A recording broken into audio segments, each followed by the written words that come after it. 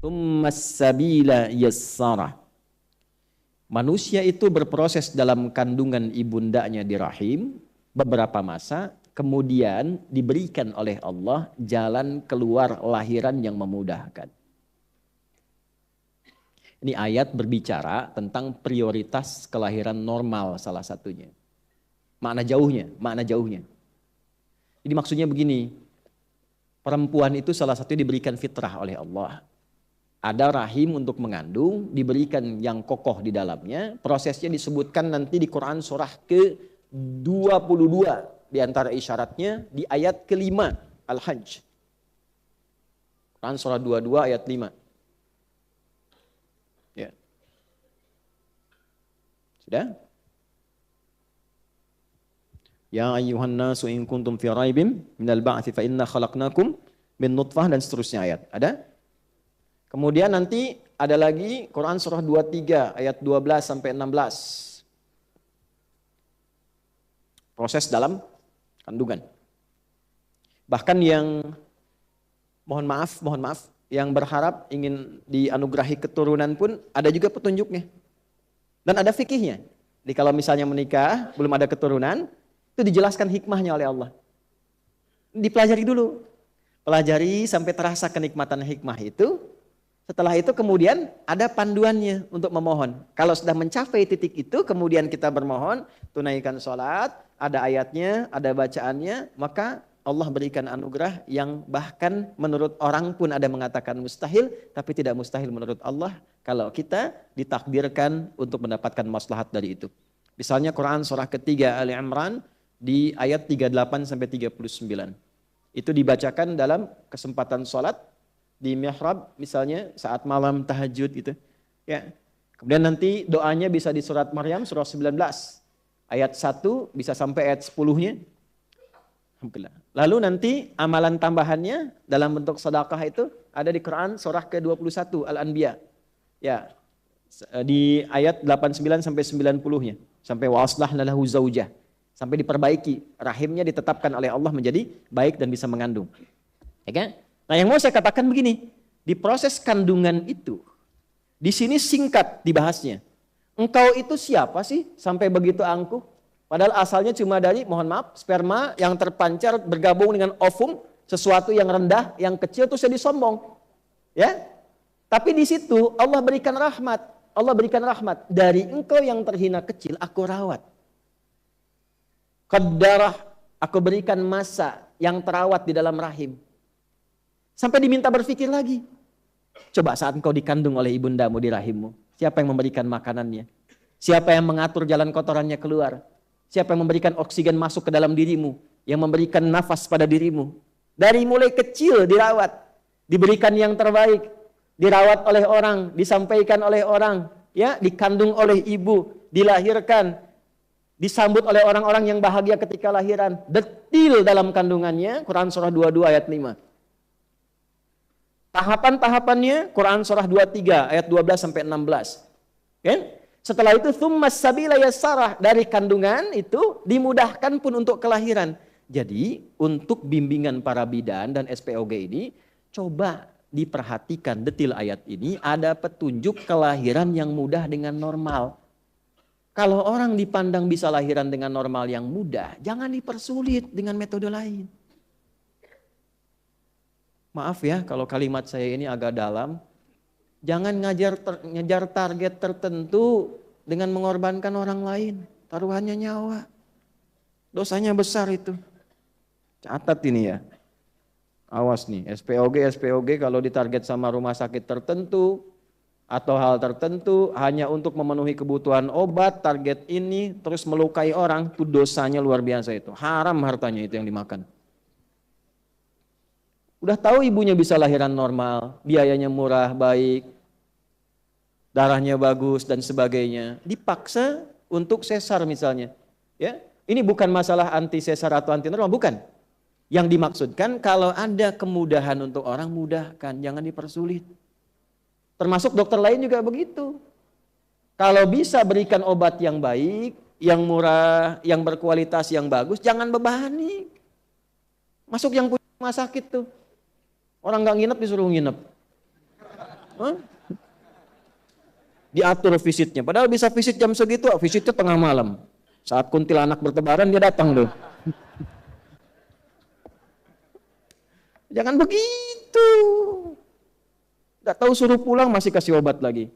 Ini saya agak keras ini. Ada kawan kami sahabat saya. Bapak Ibu, di pesantren satu kamar. Orangnya pinter. Pinter matematika, pinter hitungan, macam-macam. Orangnya baik. Sakit flu. Kasih obat, jadi sakit telinga. Sampai sini aja bisa senyum, tapi setelah itu bisa marah. Konsultasi ke THT, dikasih lagi, kuat lagi, telinga makin sakit. Nyambung ke saraf. Sarafnya error sampai membentur-benturkan kepalanya ke tembok. Sampai nggak sadar, sampai meracau. Begitu berujuk lagi, dirujuknya ke rumah sakit jiwa. Marah kita sebagai temannya dengar itu. Dosa itu. Dosa. Kok bisa gitu begitu? Nah, makanya yang pendidikan koas dan sebagainya, tata dengan baik itu. Nanti kalau terlalu ditekan dengan cara yang tidak baik, melahirkan dokter-dokter yang tertekan juga pada akhirnya. Nah, rumus tekanan di fisika itu banding lurusnya dengan gaya di hukum Pascal itu.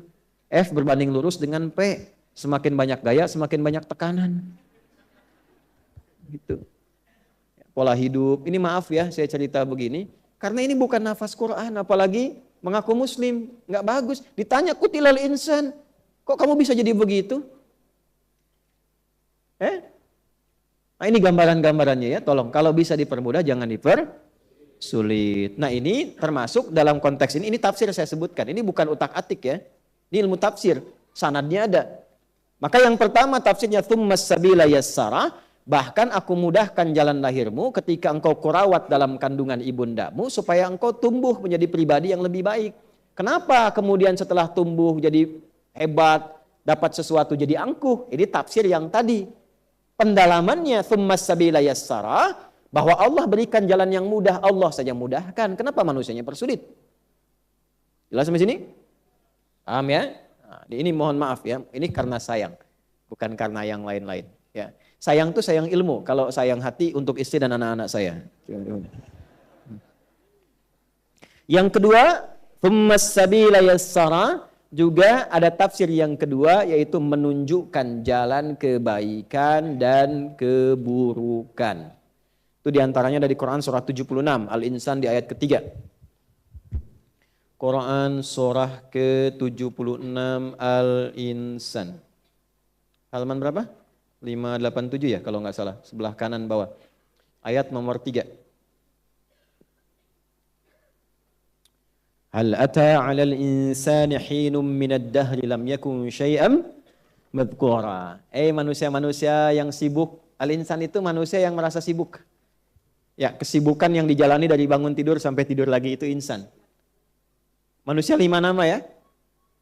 Kalau disebutkan akhlaknya, kelembutannya, fitrahnya itu ins. Lawannya jin. Ya ma'syaral jinni wal ma khalaqtul jinna wal. Nah, pasangan ini disebutkan 18 kali di Quran. Jin itu menunjuk pada satu yang tersembunyi, tidak nampak. Semua yang dari jin dan nun itu tersembunyi. Kecuali jun. Ya. Nah, jin tersembunyi. Janin tersembunyi. Jannah belum tampak. Semua yang dari jim dan nun itu tidak nampak. Jelas? Jin kenapa disebut jin? Karena fitrahnya tersembunyi. Jadi kalau ada jin melakukan penampakan, itu jin sedang punya masalah. Dia keluar dari fitrah. Ya? Apalagi manusia yang cari-cari penampakan, jin, itu error. Jangan dirujuk gitu. Ya. Karena jin yang nampak pun sudah bermasalah. Makanya orang-orang yang sering cari penampakan jin pasti hidupnya penuh masalah itu. Fazaduhum rahaqa. Ya. Sebaliknya tampak, kelihatan. Ini tampak. Ya, tampak wajah, pulang tampak punggung, itu ins.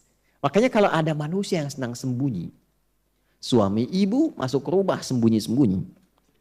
Nah, itu sama dengan ibu yang bilang sendiri. Ya, sama dengan sedang punya masalah. Lihat teman di jauh dari gang, tiba-tiba sembunyi cari jalan lain. Nah, itu sedang punya masalah.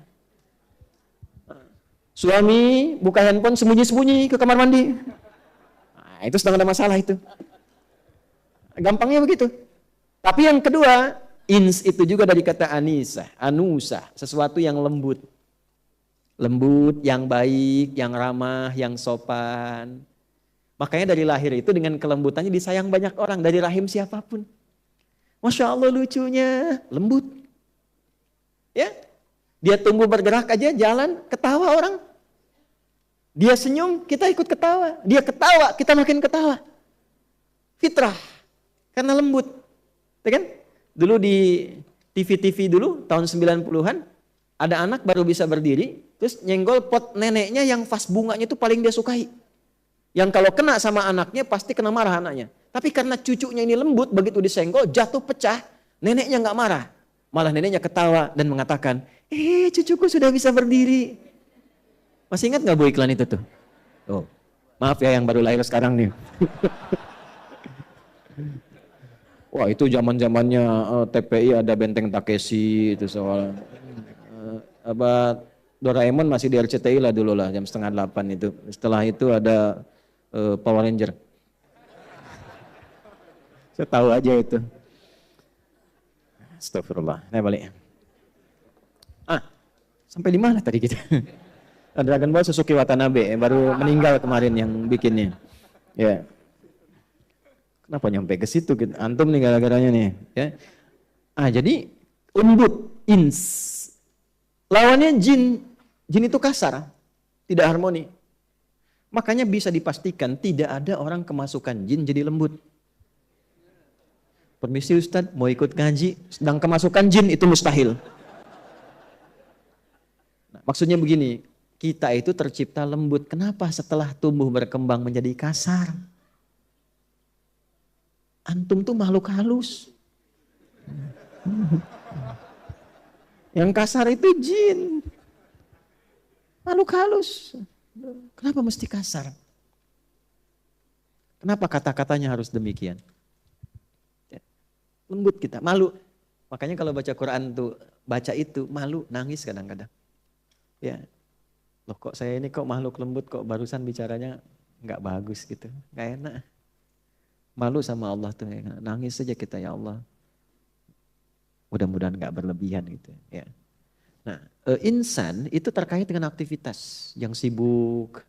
Ya, seringkali disindir, ditanya, kok sibuk tapi nggak punya manfaat. Manfaat itu disebut soleh namanya, amalnya soleh. Rugi orang hidup begitu. Wal 'asr, innal insana lafi khusr. Sungguh banyak orang sibuk tapi rugi.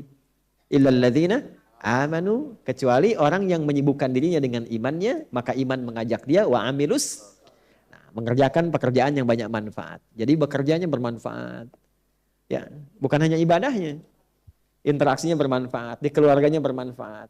Terasa keayahannya bagi anaknya, terasa menjadi suami bagi istrinya, terasa jadi istri untuk suaminya. Manfaatnya ada.